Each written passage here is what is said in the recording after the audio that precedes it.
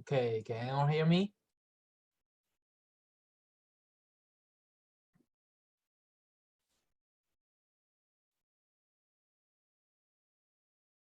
Hello.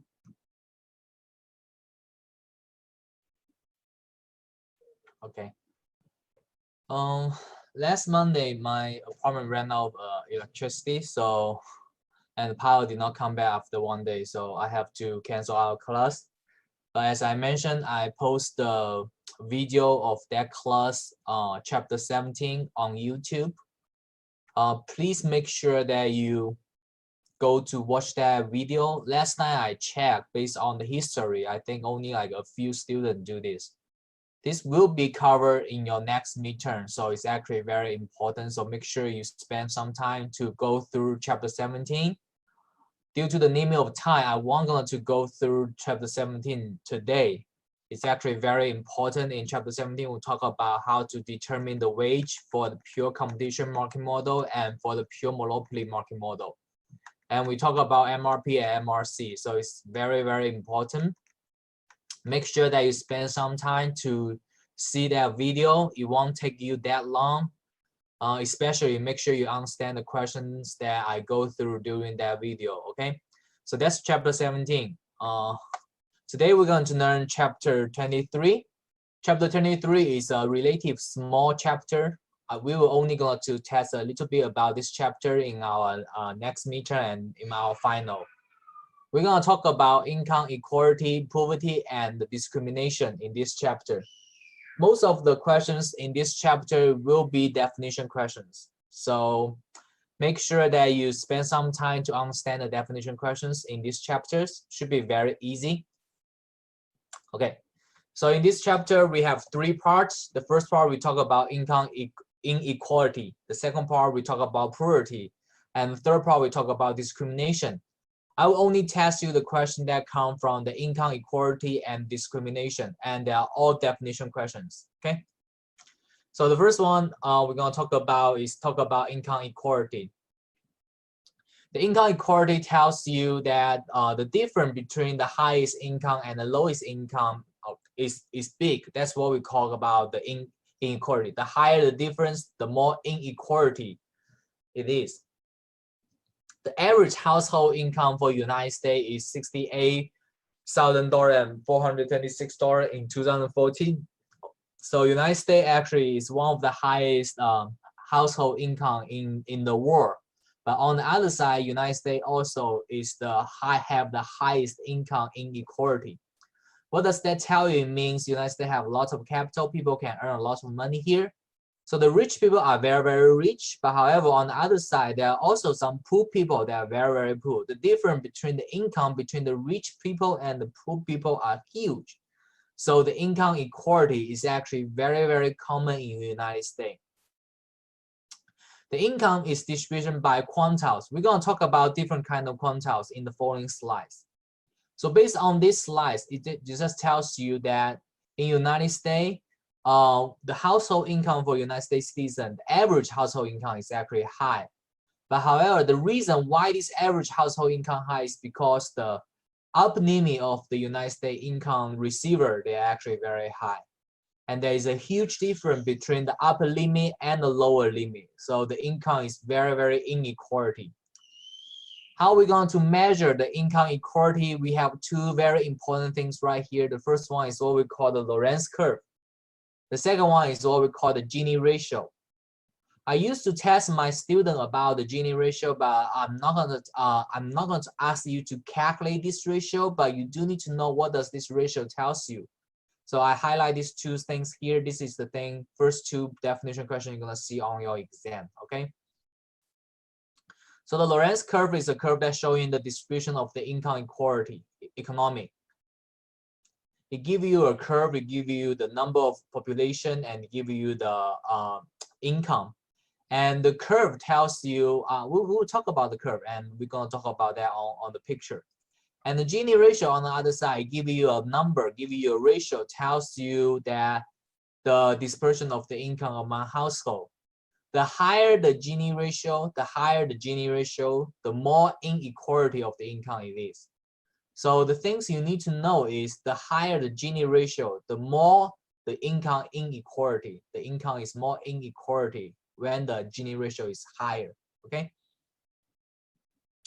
And here this gives you the basic income distribution based on the category, the personal income category. As you see here, the upper limit here more than 100,000 and above, the percentage of the all-in household is actually very high. And you will see, and some people, some category that below 15,000 and that's considered as poor is also very high. So there's a huge difference between the income between these two groups. And here is the distribution by quintiles, okay? So we separate our total income to 5 different categories. The highest category is the 20%. This highest 20% of the people will actually earn more than half of the income of the United States. Compared to the lowest 20% of the poor people, you will see those 20% of the people only earn like 3.1% of the total income, compared to 51.2% of the total income. This is actually a big influence. So you will see the upper limit income is actually, the upper limit income for the lowest 20% is only up to 21,000. However, the highest, okay, you don't have a highest income limit for the richest people, okay? So this is just gave you the basic detail information about the distribution of the quantiles. It tells you there's a big difference between the rich people and the poor people based on their income. So here's the Lorenz curve. Okay. If the Lorenz curve, okay, if the income is totally perfectly equality, which means every people in the society, they earn exactly the same income. So you will see the Lorenz curve is a straight line. Okay, this is what we talk about perfect equality. But however, these things will never happen because even though under some very economic freedom countries, even their average household income is high, but however, they do have a huge have some difference between the rich people and the poor people. So the Lorenz curve, it won't be a straight line. That's why we call it curve. We don't call it Lorenz line, because okay, in the real life or in the normal life, you will see the Lorenz curve will like this. Okay, so this is the actual distribution. So you will see this red line. This is the Lorenz curve. I won't gonna test you how to calculate or how to draw the Lorenz curve, but you do need to know what does the Lorenz curve tells you. Okay. So the very important thing right here you need to know about the Lorenz curve is whenever the curve, okay, so we have a curve right here. Whenever the curve is moving more to the right side, okay, moving to the right side. For example, if this is our curve 1, okay, the red one, and then we have another curve. Okay, if we have this curve right here. Okay, so this will be our, this is our curve 1 and this is our curve 2. So compared to curve 1, curve 2, this new red line I draw personally because this is more moved to the right side. So in this situation, the C2 is more inequality. So again, the Lorenz curve tells you the more these things moving to the right side, the more income inequality it does. Okay, and on the other side, the more this curve moving to the left side, the more income equality it tells you. So if we have C1 here, C2 here, so C1 compared to C2, its income is not that inequality compared to C2. Okay, so that's all we need to know for the Lorenz curve right here. And in order to calculate the Gini ratio, okay, we need to using the area A divided by the total triangle area right here. The total triangle here, A plus B. So the Gini ratio tells you the higher the ratio, the higher the Lorenz, the higher the more income inequality it is. So you do need to know what will be the relationship between the Gini ratio and the Lorenz curve. Okay. So for example, right here, Okay, so we have these things. Okay, so this straight line is our perfectly equality line. So if we consider these two curves right here, so we have this curve, okay, and we have another figure right here. We have this curve. Okay. So we have two Lorentz curves. So compare Lorentz curve 1 to Lorentz curve 2. So if we assume this is 1, this is 2. You will see for figure 2, the Lorentz curve is more shifted to the right side compared to curve 1. So curve 2 tells you the income is more inequality. And for Gini ratio, how are we going to calculate Gini ratio? So we're using A. Okay, so we separate this A1, B1. Okay, and we have A2, B2. Okay, so if we calculate the Gini ratio for 1, so the Gini ratio for 1, we're using A1 divided by A1 plus B1. And you will see, because A1, this area for figure 1, and if we calculate Gini ratio for figure 2, we have A2 divided by A2 plus B2. So you will see, compared to A2 right here, A1 is actually smaller, right? So A1 will be smaller. So the whole Gini ratio for curve 1, it will be also smaller. And compared to curve 1, Gini ratio for curve 2, the A2 is higher than A1, so the Gini ratio of curve 2 it will be also higher. So what does this tell you? The key relationship you need to know for here is the higher the Gini ratio, the more the Lorentz curve moves to the right side. Okay? And the lower the Gini ratio, the more the Lorentz curve moving to the left side. So this is the major thing you need to know, and this is the major thing I'm gonna test you in this in the next exam. Okay, make sure you understand that. Okay. Okay. And the tax. Okay, so the government, in order to eliminate the income equality, the government, they will have something to do, want to do something to help to eliminate, or not eliminate, at least to ease the effect of the income equality. The major thing the government can do is to post on tax. What does the tax tell you? So for example, for United States, for the people who are very rich, for example, if you earn more than 100,000 per year, then you have to put more than 50% of your income as a tax.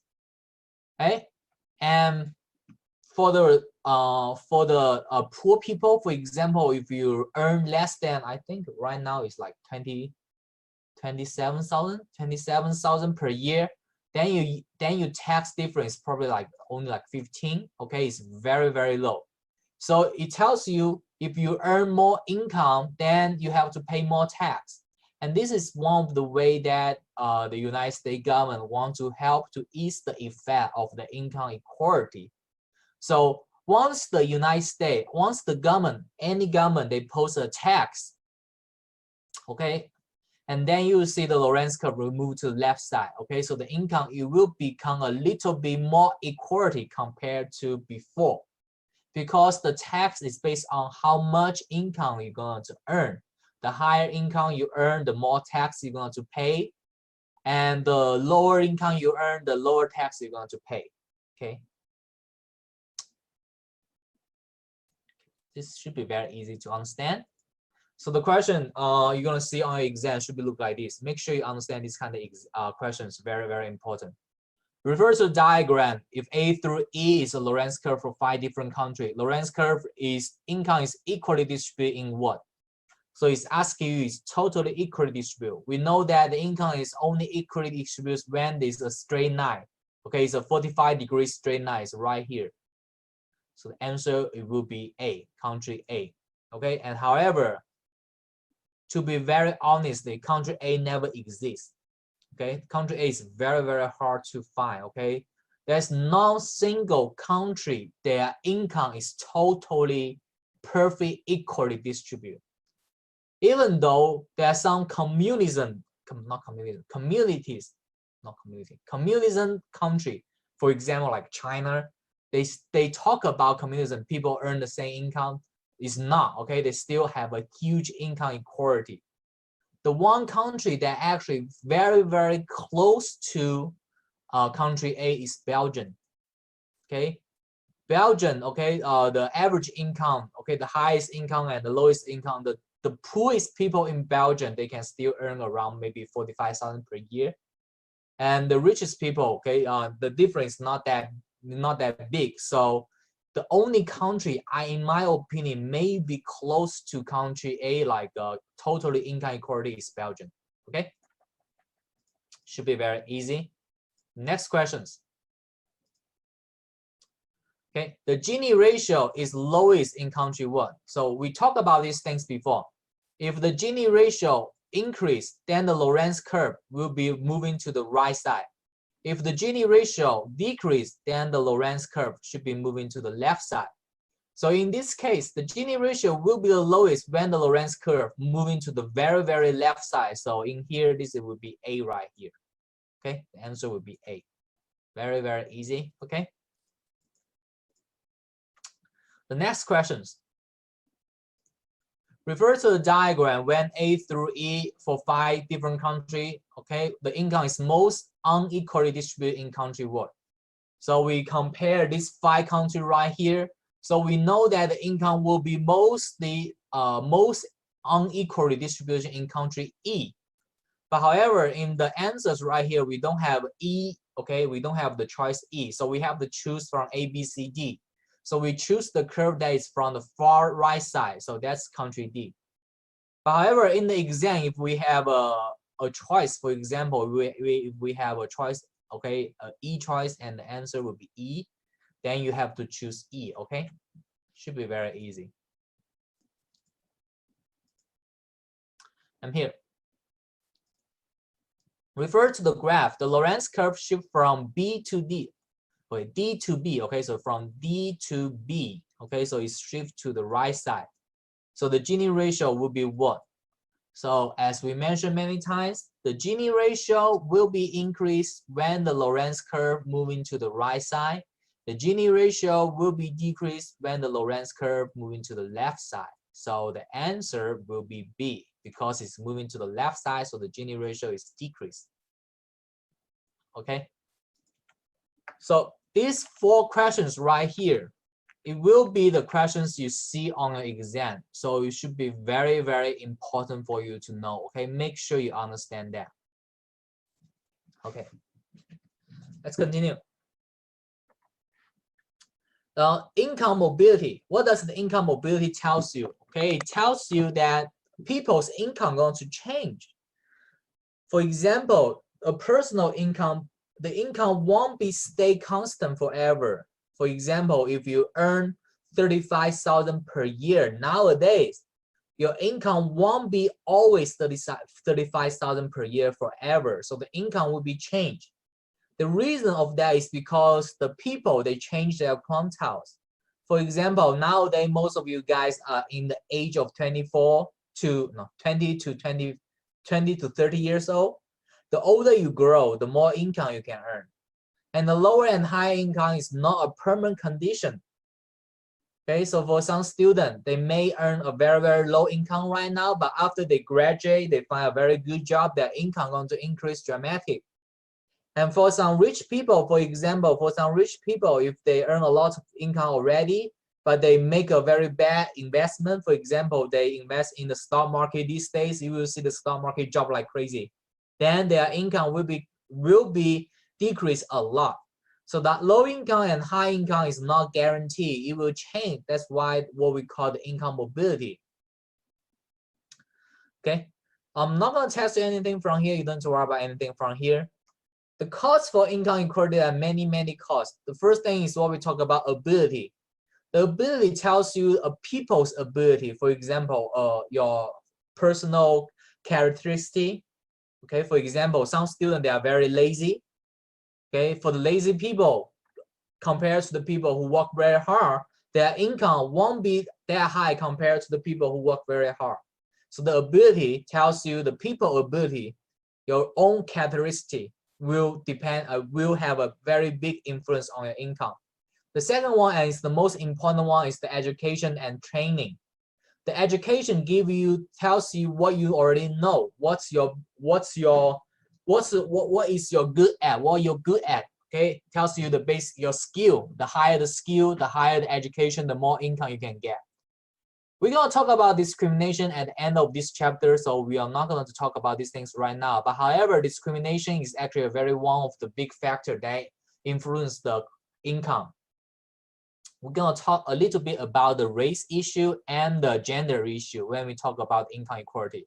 So if we talk about discrimination right here, you will see the richest people in the United States, most of them, almost 80% of them, they are males. The females, okay, rich people are only take a very, very small percentage. So if we talk about discrimination, you will see some industry, very, very high earning industry, they may hesitate to hire a female, okay, because of the discrimination here.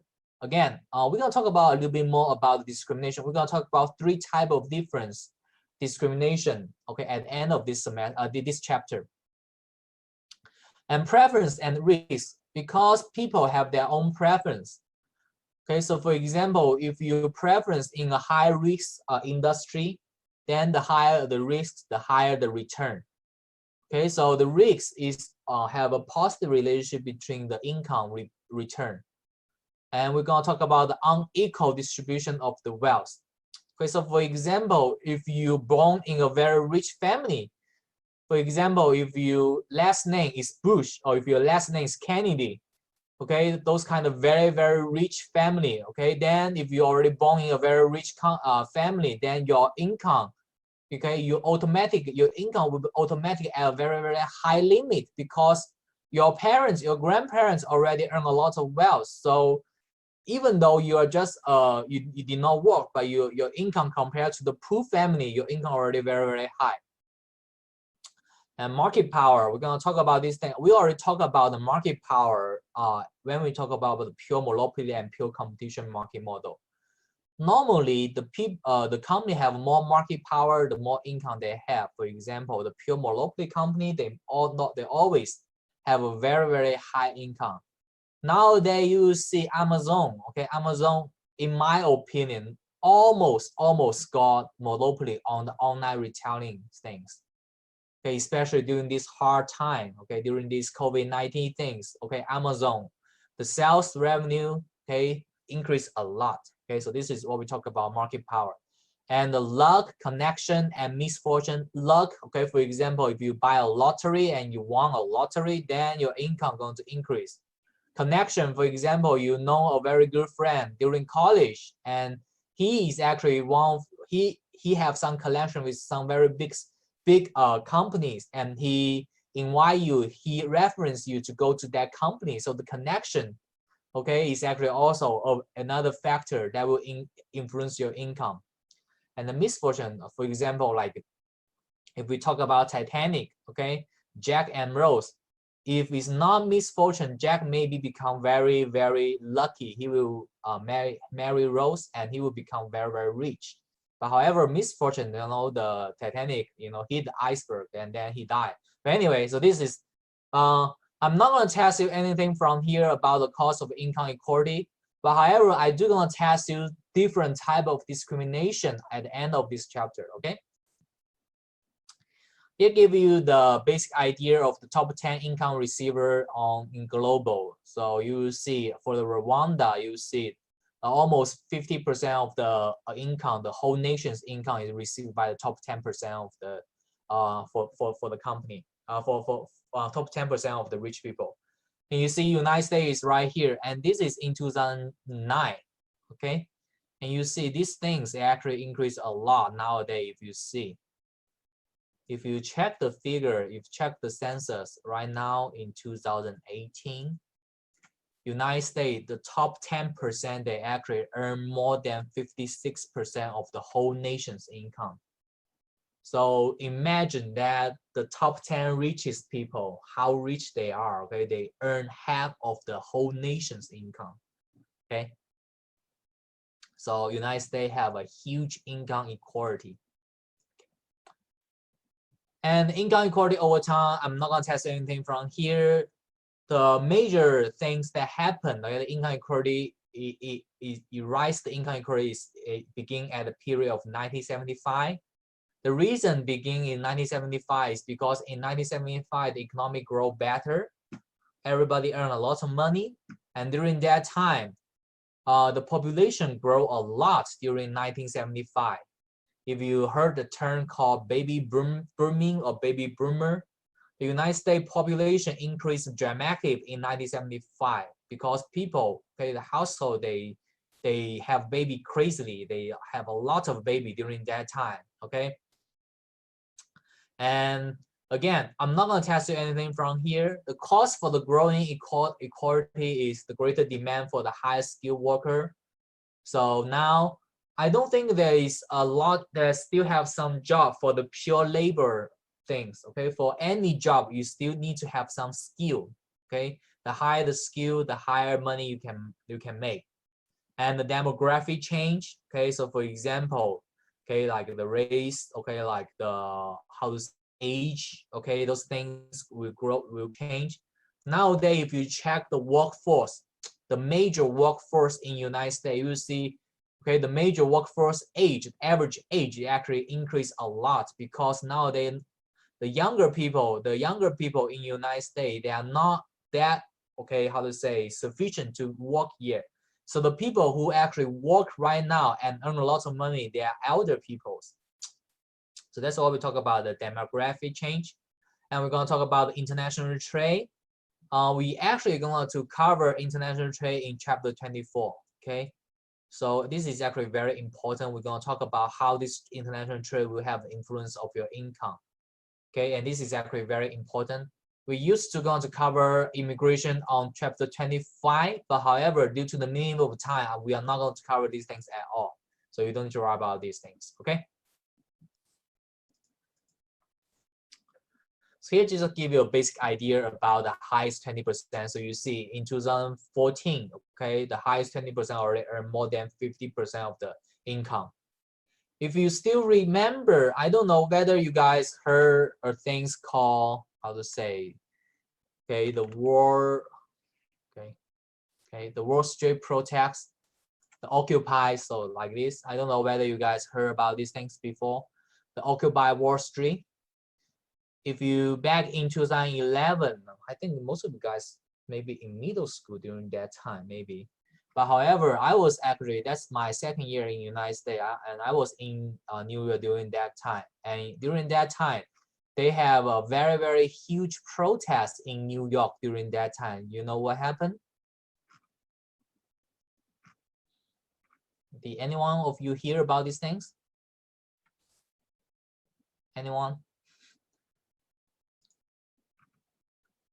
Do you at least heard about the things they call like 1% and 99%? So for example, this very famous picture right here.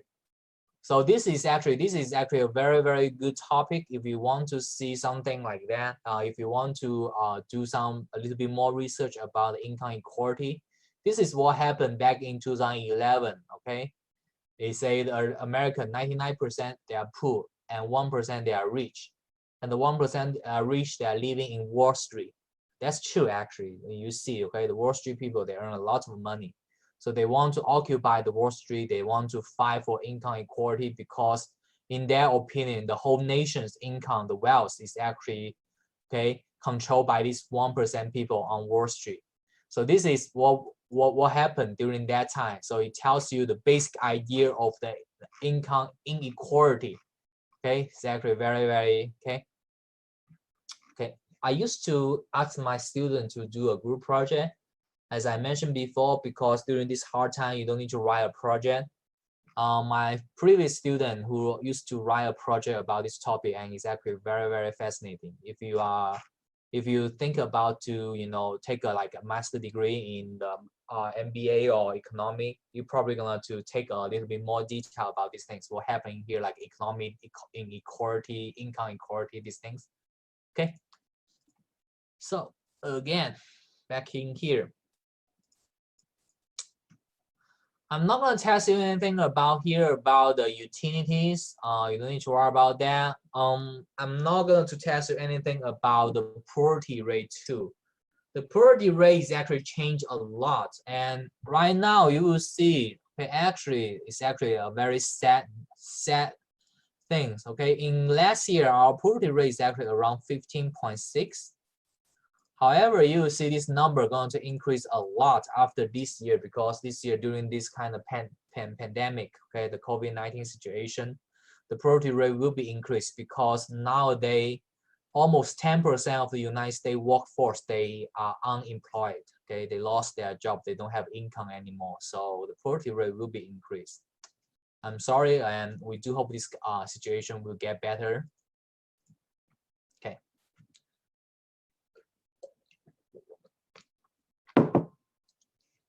Here it gives you the basic group about the poverty rate, tells you what type of group people that are easy to file for poverty. So for example, the female household who work as a housewife full time. Okay, normally they have their income is very low because they don't have a guaranteed job. Okay, in my opinion, okay, for female, for wife who work at home full time as a housewife, the husband should pay her very, very high. Okay, the husband should pay at least pay as much as he can earn outside to his wife.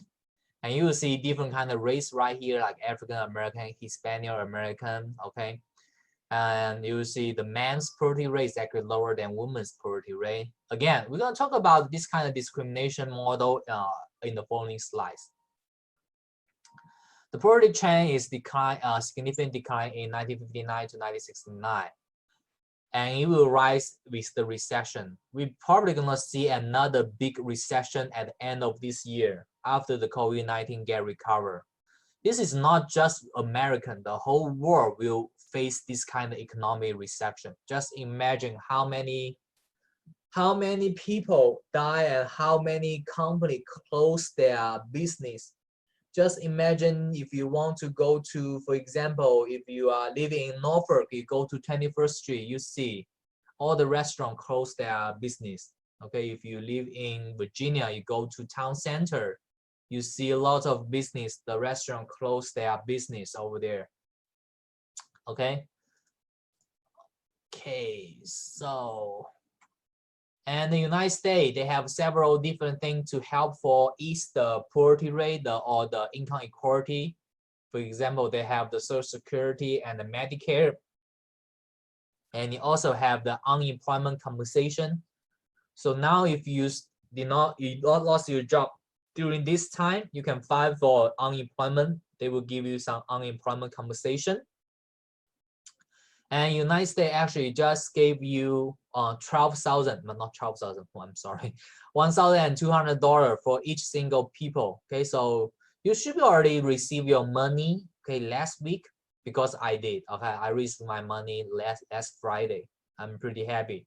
So for you, okay, if you file your tax before, okay, and if you earn less than $10,000 per year, not $10,000, no, $100,000 per year, then you can get this $1,200 as the government aid, okay, to you. Again, I'm not gonna test anything from here. You don't worry about that. So here, this is the discrimination here. This is the thing I'm gonna test you. I forgot to highlight these things, so let me highlight these things.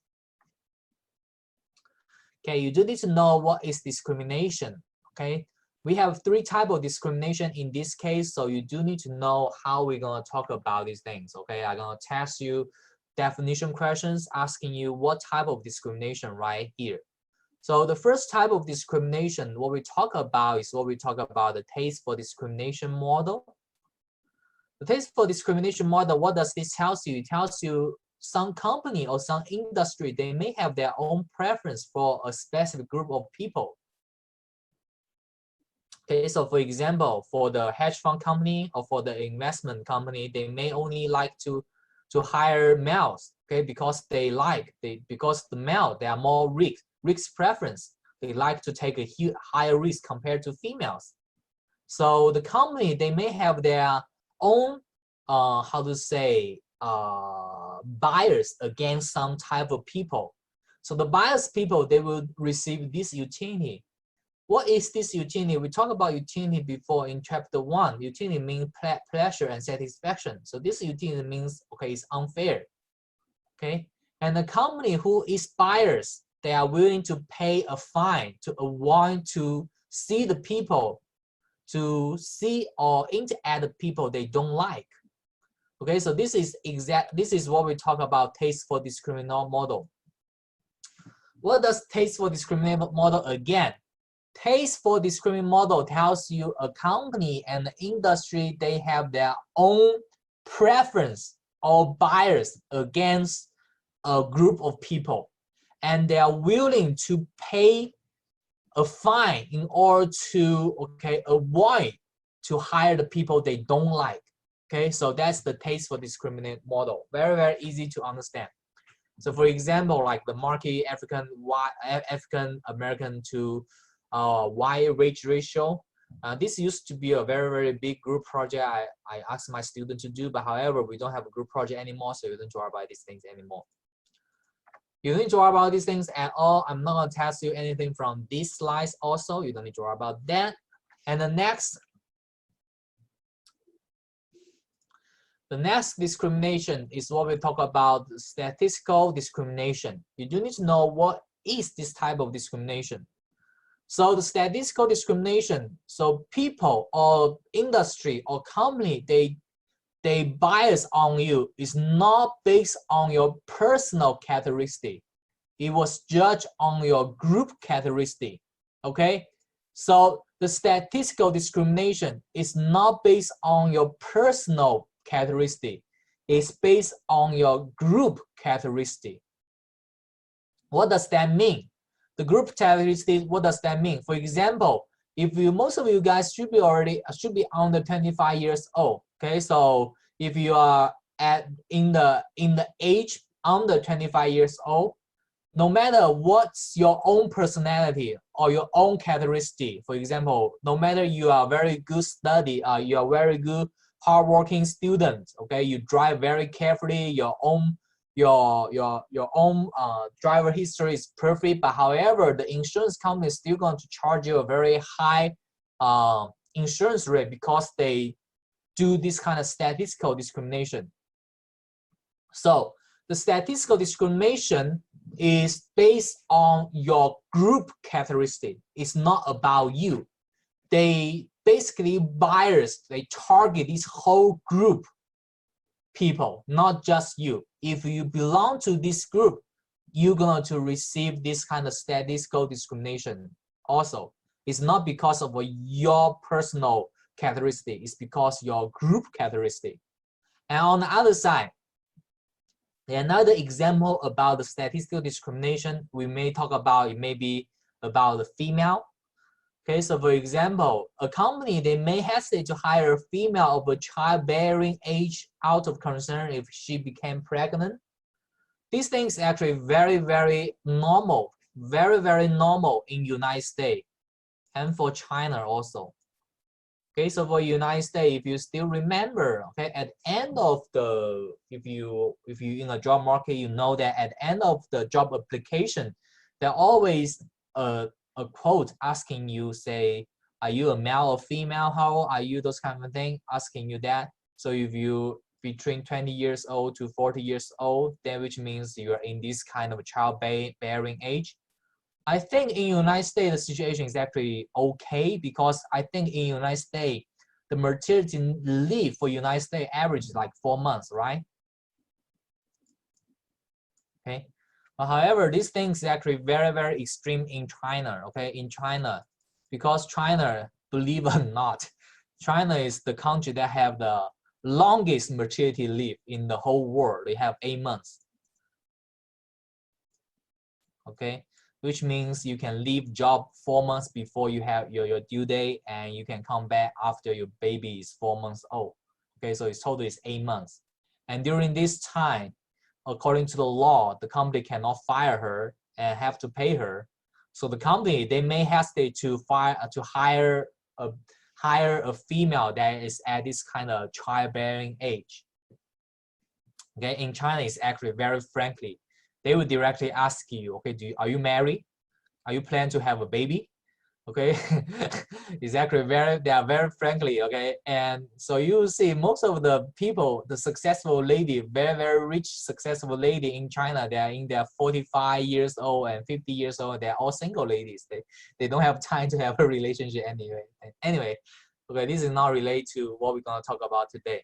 But however, you do need to know what is this statistical discrimination. It's based on the group characteristic, okay? And our last discrimination is what we talk about, the occupation segregation. Occupation segregation. And this is what we talk about, the crowd model. The crowding model, what does this tell you? It tells you for some very special occupation, some job, they will only hire one group of people. So for example, like the men's can be only doctors and the women's can be only nurse. And you will see normally most of the truck driver, they are all males, they are all men, okay? And for another things, for example, I was actually asking be asked this kind of question. I was in the job market this year, and I was interviewed by one of the religion university in Ohio, and they asked me a very good real question. They asked me, do you know why all the pastors are males? So you see, okay, that's actually one of the very good example about occupation segregation. Because you see all the pastors, they're all males, they're all men. There's no female pastor in my opinion. I never see a female pastor. Okay, so if you if you graduate from region university and if you're female, okay, even though you graduate from there, I don't think you can become a pastor, because you know, for the pastor, this kind of occupation, normally 100% you have to be a man. Okay, so this is what we talk about, occupation discrimination. Okay, so that will be all for this chapter. Do you have any question about this chapter? So that's all for today, for this chapter. Do you have any questions for this chapter? Any questions? So let's sum up for these chapters. For these chapters, the things I'm going to test you is about the income inequality. Majorly is about the Lorenz curve and Gini ratio. Okay, right here again. When the Gini ratio is higher, the Lorenz curve is more moved to the right side. When the Gini ratio is lower, then the Lorenz curve is moving to the left side. Okay, remember to do these kind of questions right here. Make sure you understand that. I'm not going to test you anything about the poverty rate. You don't need to worry about that. And I'm going to test you several definition questions about discrimination, the taste for discrimination model, okay, the statistical discrimination, and the occupation discrimination. Very easy. Okay, so that's for chapter 23. Okay, we only have one more chapter left, so this is our last chapter. Oh, let me take a break. Let me drink some water.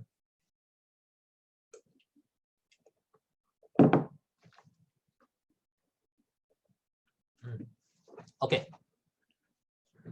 So this is our last chapter. So in this chapter, we're going to talk about international trade. Before we start this chapter, I would like to talk about some trading fact of the United States. So we know that whenever we're doing international trade, we are trading both products and service. And people, they always talk about United States have a huge trade deficit. So they assume the United States have a trade deficit in product and service, but it's not true, okay? United States only have a trade deficit in product. So you see right here, United States only have a trade deficit in goods, in products. They have a 735 billion in 2012. I think this number is remained pretty much the same for 2018. even though in 2018, you know what happened, right? President Trump have a trade war happening in China, trying to decrease this number. But however, even after the trade war, the trade deficit in goods is still around 700 billion. Okay. However, on the other side, United States have a very big trade surplus. What does the trade surplus tells you? The trade surplus tells you the United States, they export more service. Okay. So United States, they trade more service compared to products. Canada is not the largest United States trade partner anymore. This is the old model. Now it's China. Even though United States hate China right now, in my opinion, they're fighting with China all the time. And nowadays, using this kind of COVID-19 situation, the relationship between these two countries become worse and worse.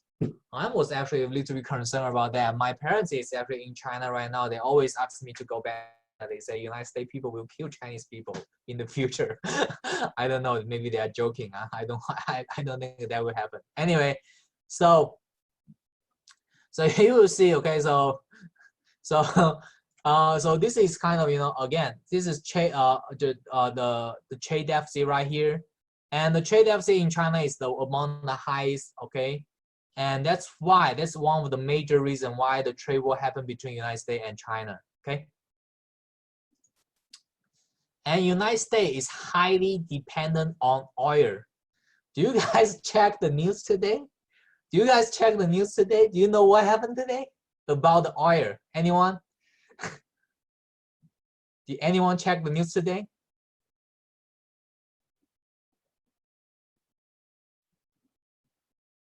No? So this is the first time in the world these things happen, and it only happened here. Oh my God. So this is something you can brag to your you can talk to your friend, talk to your parents. This is the first time in the human history these things happen about the oil. So 3 months ago, okay, the oil price is still around maybe $30, okay, $30 per gallon, okay, and this is the, okay, so if we talk about the stock price for the crude oil, so now let's not talk about the crude oil price, talk about the stock price, okay, so now we are talking about the stock price for crude oil. So 3 months ago, the stock price for crude oil is around maybe $38 per stock. And if you check right now today, what happened? Do you guys know what happened today? The stock price became -30. I don't even know what does this -30 come in. This is the first time in history the crude oil become negative. It means the company need to pay you $30 for you to buy a stock from them. This is ridiculous, in my opinion.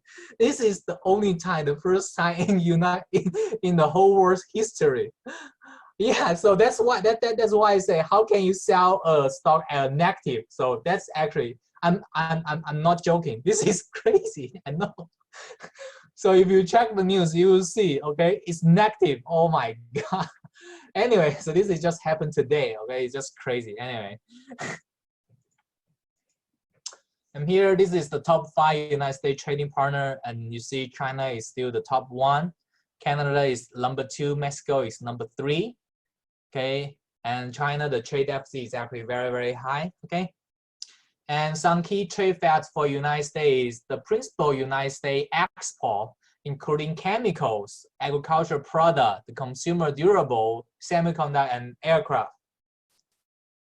The major thing that United States export is aircraft. Okay, Boeing, okay, is one of the major product United States export, and during this hard time, because the air transportation industry actually take a huge hit during this pandemic. So the aircraft, you see the exporting amount will be decreased for the next few years. And the principal things for the United States to import is like the oil, automobile, okay, from Japan, from Germany, metal, this is majorly from China, household implement, and computers. Okay. Here give you the basic idea of what state they're going to export what, and you see here Virginia is actually exporting coal, okay, to like mining coal outside. Okay, I'm not gonna test you anything from here. You don't worry about these things, okay? And you see, Maine is actually export for lobster. If you go to Maine, Maine is actually one of my favorite states. I actually drive there before. In one of the summer, we spent I and my family spent a whole week over there in a national park called Acadia National Park in Maine. You won't believe how cheap a lobster over there is, cheaper than a chicken, in my opinion. The lobster, the whole lobster, one lobster is only cost you maybe $3 to buy a whole lobster, in my opinion. Okay, you can eat a lobster over there so cheap. Oh, and if you are seafood, you like seafood, you should go there. Okay, during summer it's so pretty over there. Okay, but anyway, this is not related to what we talk about today. And here is again some key trading path for the world's export, and China have a huge world export. But you will see this number will begin to decrease after the COVID-19, okay? And now they actually, okay, some country actually against China, because one thing you need to know, okay, 90% of the PPE, do you know what is PPE?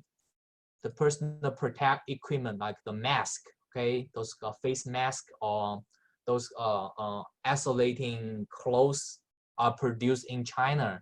So during this kind of hard time, it may have, for the country, for example, for United States, if they want to buy some PPE from China, because China is the only country that sell this thing, so they can actually gain some profit about this thing. So that's why Trump always say to make America great again. And one of the things he talked about make America great again is to bring all the industry back in America.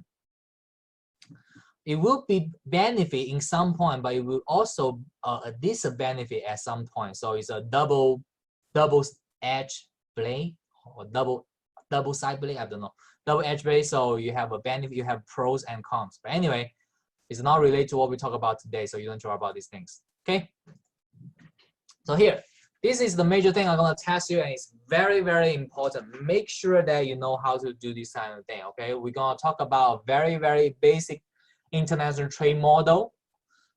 So we assume there's two countries engaged in international trade, and we assume there's three types of goods. Okay, and the first type of good is what we talk about, the labor-only goods or the labor-intensive goods, which means you only need labor in order to produce this type of good. The higher the labor you have, the lower the cost you're going to produce this product. So an example will be clothes. The second type of good is what we call the land-intensive good, which means the more land you have, the more product you can produce. We talk about woods or agriculture things, okay? The third type of good is what we talk about, the capital-intensive good, okay? The more money you have, the more this kind of product you can produce, like chemical, like drugs, okay, like medical things, these things, okay? So here, this is the first thing I'm gonna test you in this chapter. It will start right here. I'm sorry, comparative advantage. So again, we assume there's two countries. We have two countries, and the two countries have the same size of labor force. What does this tell you? It tells you the total people who can work for both countries, they are exactly the same. And the constant cost in each country, the constant cost, what we talk about is the fixed cost, okay? So what does this tell you? It tells you for producing both products, the fixed cost is exactly the same for those two countries. But however, we do have a different cost. What does this different cost? This different cost is what we talk about labor cost and material cost. I'm sorry, my handwriting is so bad, okay? And United States have absolute advantage in both. What does this absolute advantage in both? So for example, if we compare United States, so if, for example, if we assume there's two countries, so we assume we have United States and we have Mexico, and if we assume that we are producing two products, okay, the two products, okay, for example, like beef and vegetables, what does the United States absolute advantage tells you? So for example, if United States use all its money to producing beef, Okay, they can producing more beef compared to Mexico. And if United States using all this money to producing vegetable, it can produce more vegetable compared to Mexico. So United States have absolute advantage in both. So no matter United States to producing beef or vegetable, they can producing more compared to Mexico. That's what we talk about absolute advantage. But however, the major thing we need to talk about is here is what we talk about comparative advantage. And that's one of the major things we need to think about when we engage in international trade. We already talked about the opportunity cost before in chapter 3. The opportunity cost is tells you in order to do something, you have to give up something. And in this case, is in order to producing one more product, you have to give up another product. So let's talk about these things very, very carefully. And this is the thing I'm going to test you a lot for your next midterm. So make sure you understand. So now we have a United States and Mexico. Okay. We have A and B. And we have a slice right here. We have a red line here. Do you guys still remember what does this red line call? We talk about these things on chapter 1. Can anyone tell me if you answer this question correct? I'll give you some extra credit. What does this red line call?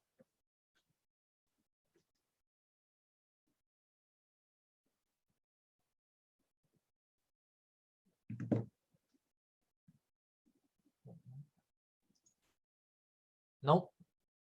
What does this red line call? If you guys still remember, this is actually covered in our very beginning of this semester. I even use a Game of Thrones things on the slides. Talk about that. If you still remember.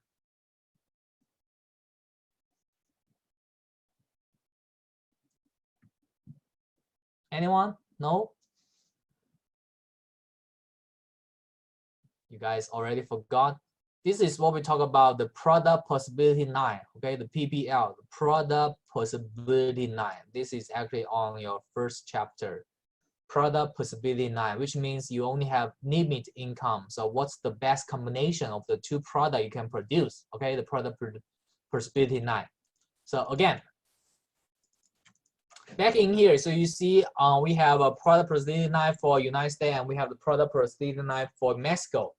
How are we going to decide this line? So what does this tell you? So for United States, okay, so we have a beef here and we have a vegetable here. So for United States, if United States use all its money to producing beef, okay, so it can producing 30 beefs, okay? If United States want to use all its money to producing beef, it can producing 30 beef. Of course, when you producing 30 beef, you can only producing 0 vegetable because you already use all of your money. And if United States want to using all its money to producing vegetables, it can producing 30 vegetables also. And again, once you're using all of your money to produce a vegetable, you can only produce 0 beef because you're already using all of your money. Okay, so this is the product possibility line for United States. And for Mexico, if Mexico uses all of its money to producing beef, it can only producing 10 tons of beef.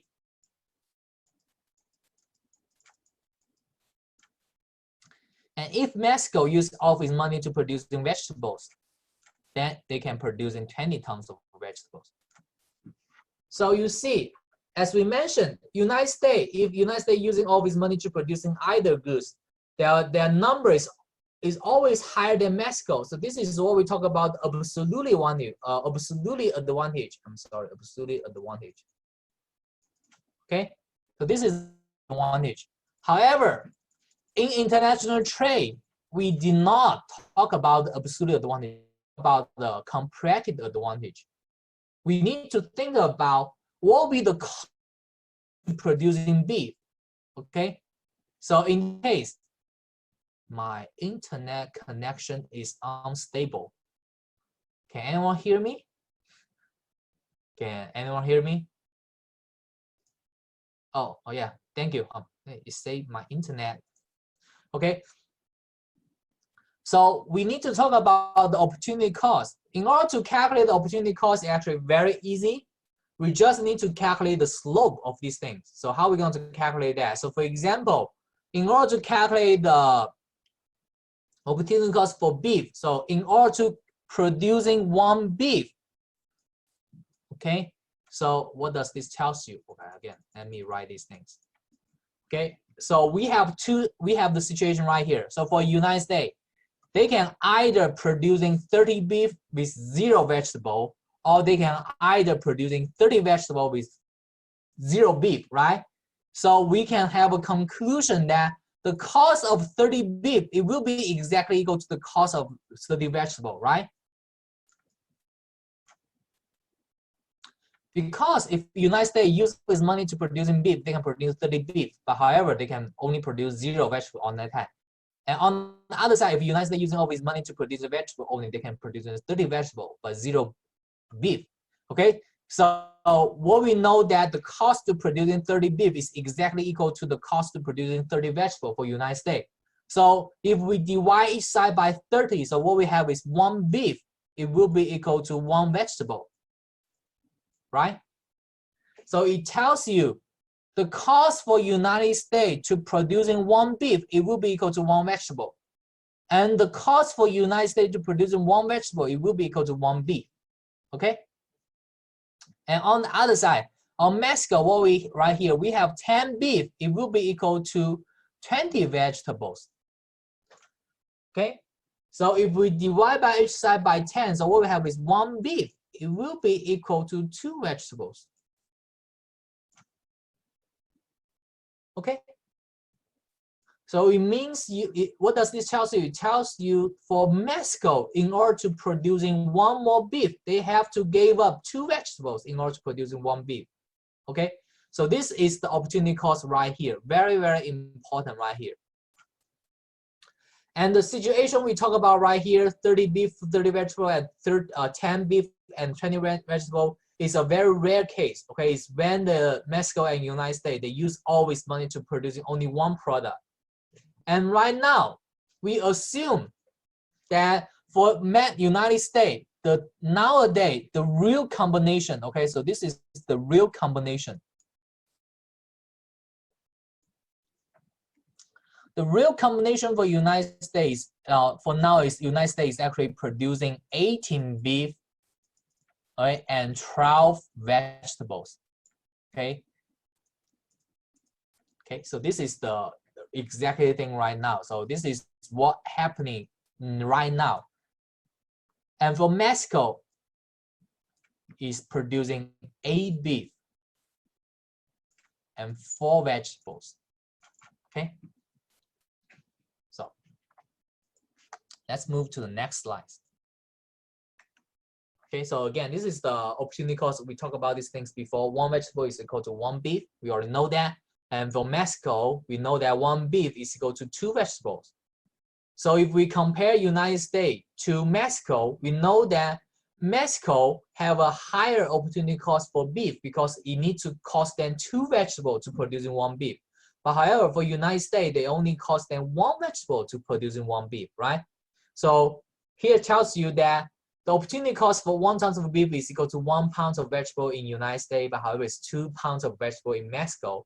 So United States have a lower opportunity cost to producing beef. So United States have a comparative advantage to producing beef. So in this case, United States should be specialized in producing beef only because they have a lower cost to producing beef. On the other side, so the quantity of the beef that United States can produce, use all its money is equal to 30 tons. On the other side, Mexico should be specialized in producing vegetables because for Mexico, in order to producing 1 vegetable is actually cheaper compared to United States. So quantity of the vegetable in the Mexico can be producing is equal to 20 tons. So let's go back here, okay?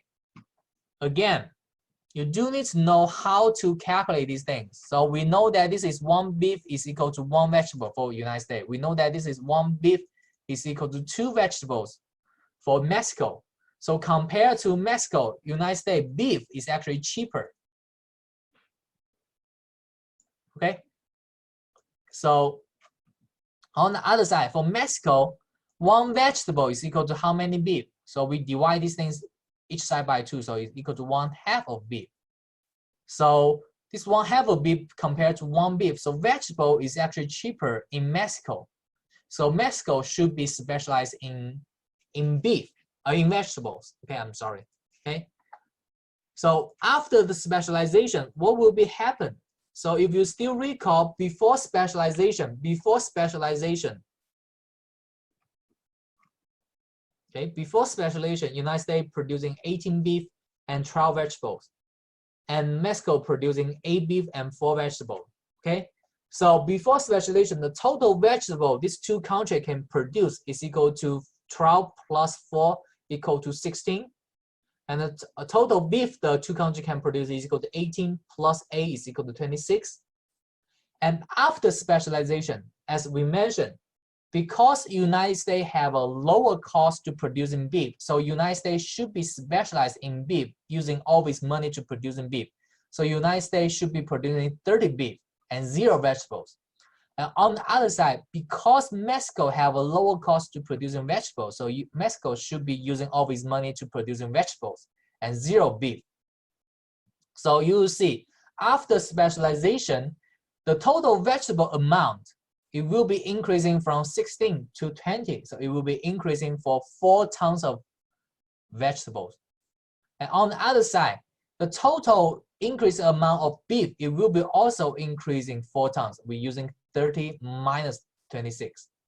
So you will see, after the international trade, both countries, they can actually producing more product and they can earn profit. Okay, very, very easy. Make sure you understand how to do these kind of questions. Okay, on your exam, I'm gonna ask you which country should be specialized in what. Okay, and after specialization, okay, what will be the total increase amount for the production for the product? Okay, make sure you understand that. Okay.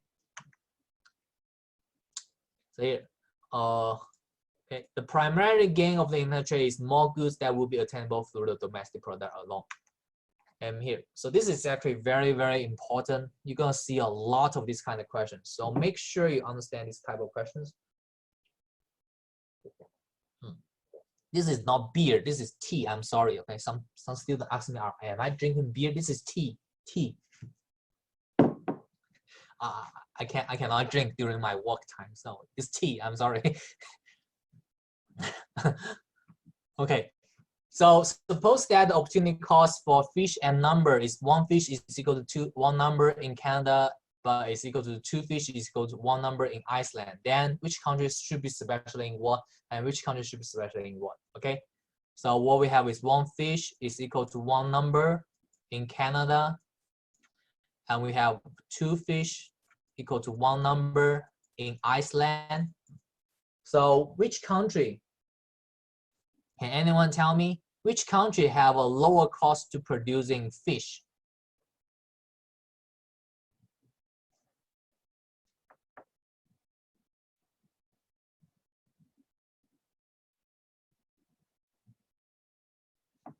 Huh? Anyone tell me? Which country have a lower cost to producing fish?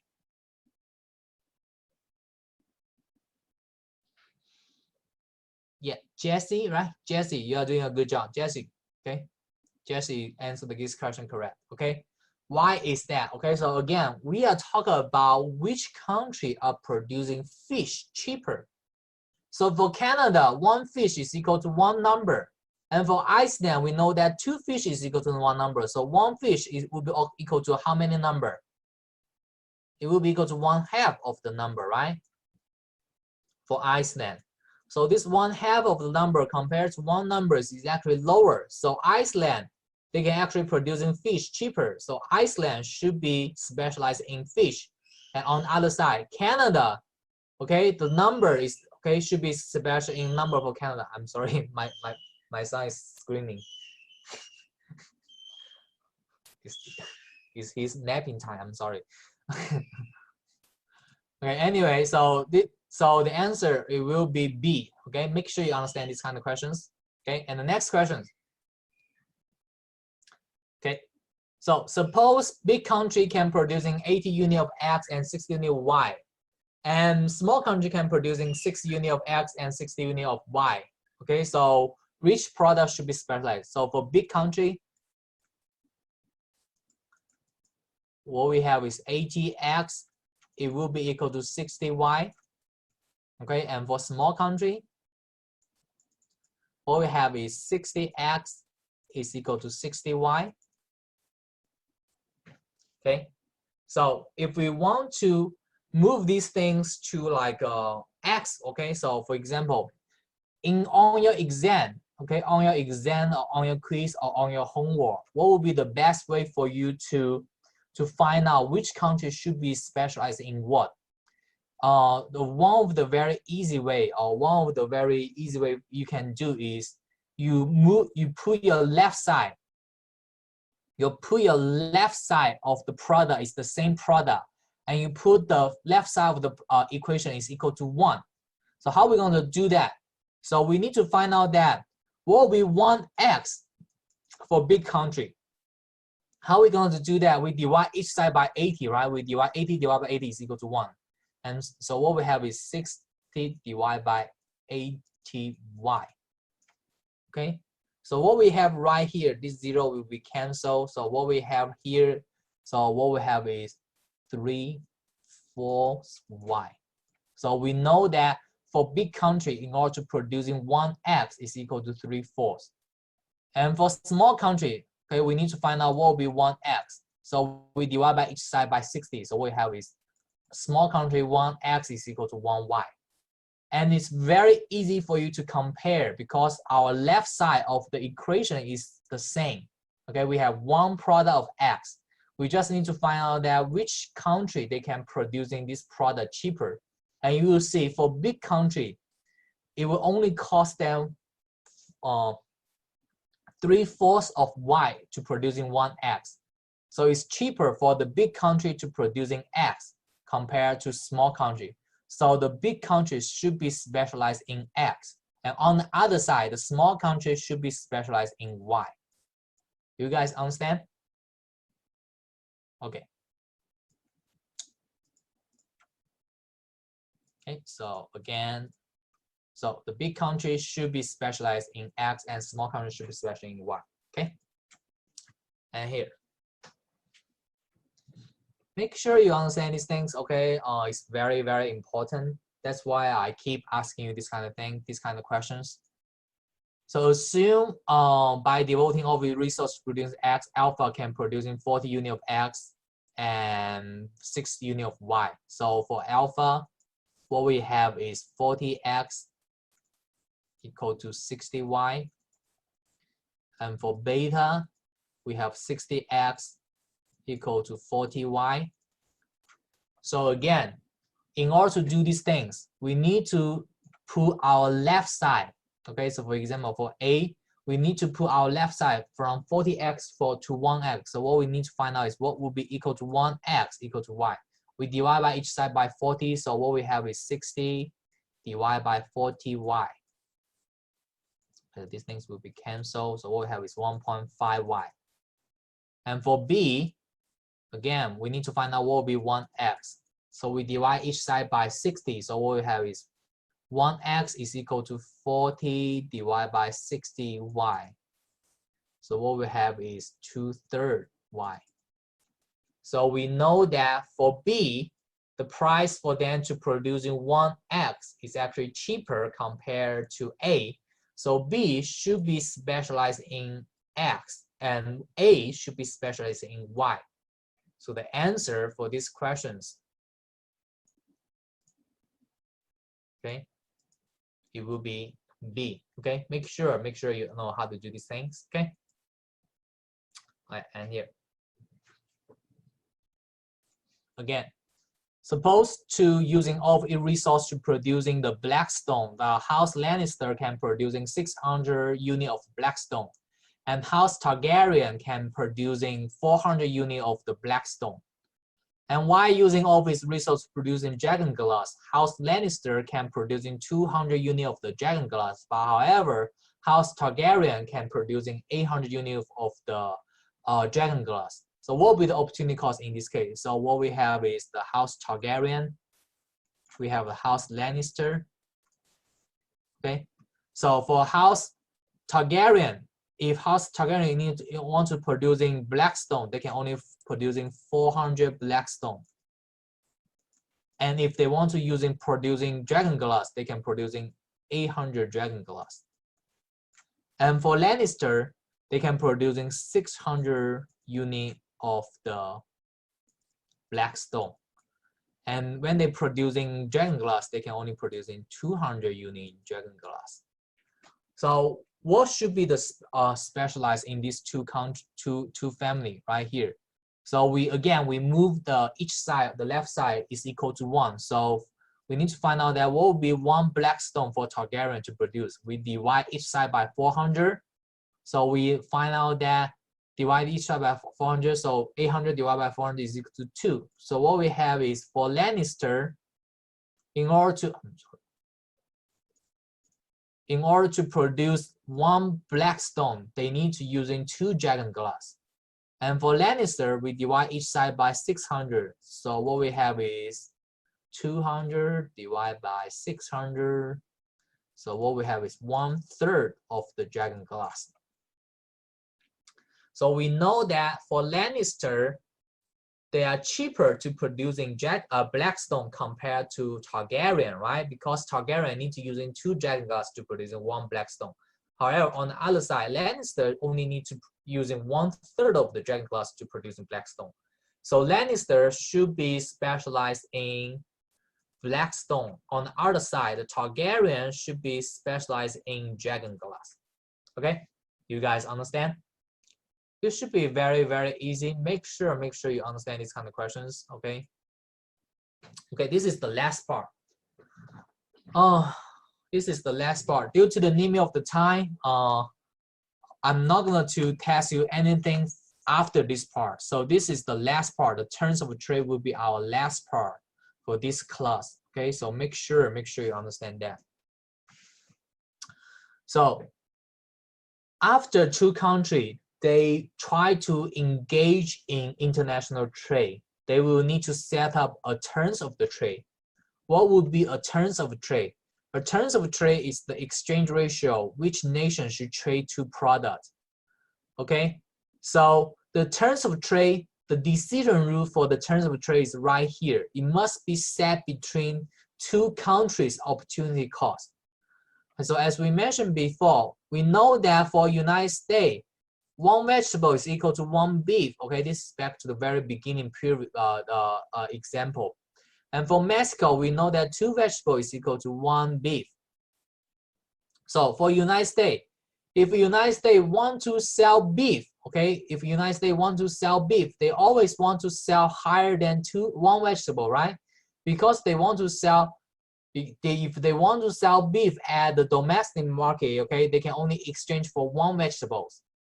It makes no sense if you sell less than 1 vegetable or equal to 1 vegetable if you want to buy these things in another country. So of course, if the United States want to sell beef, they want to sell a price that is higher than 1 vegetables.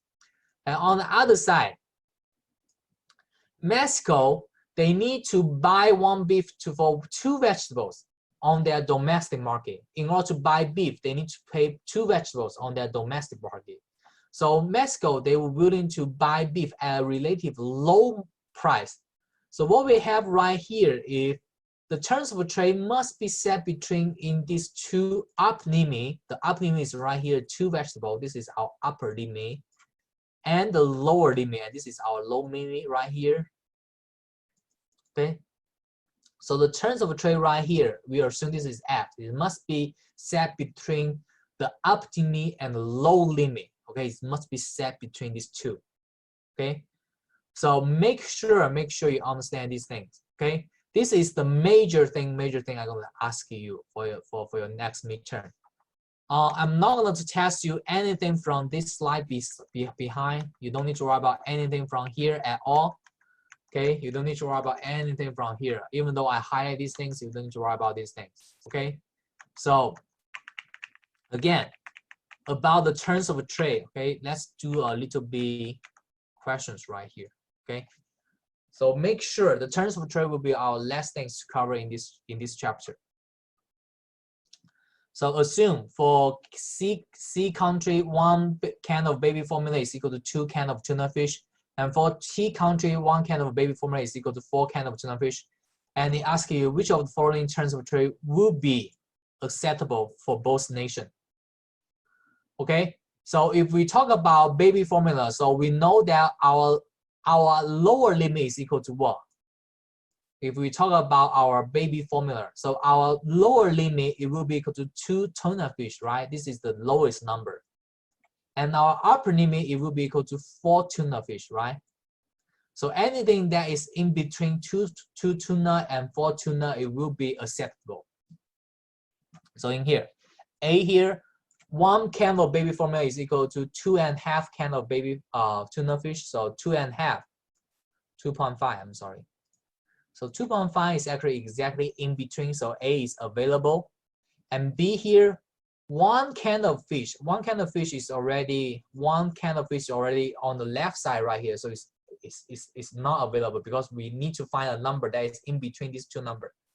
And C, 1 can of baby formula is equal to 5 can of tuna fish. And 5 can of tuna fish is already higher than these things.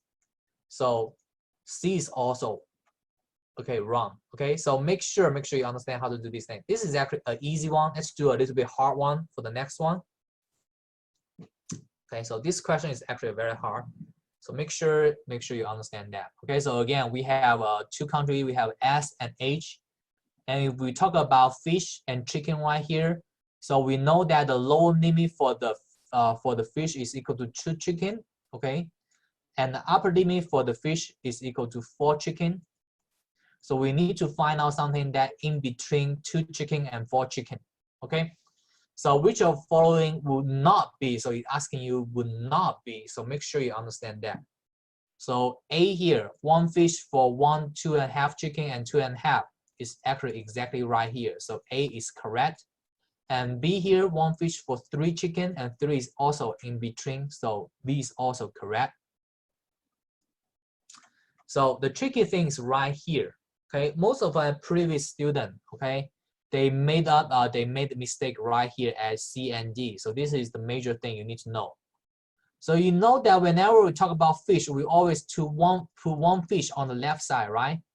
And in here, in here for choice C and D, instead of put fish on the left side, they actually put chicken on the left side. So how are we going to do that? So we need to reshape these things. So in here, we know that 1 chicken is equal to 1/5 of fish. So we need to move this fish from the right side to left side. So how are we going to do that? Okay, we multiply each side by 5. So what we got is we know that 1 fish, it will be equal to 5 chicken.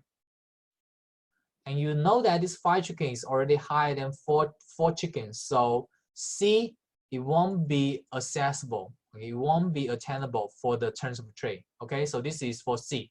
And for D, okay, so again, let me write right here. Okay, so for D, we have 1 chicken is equal to 1/3 of fish.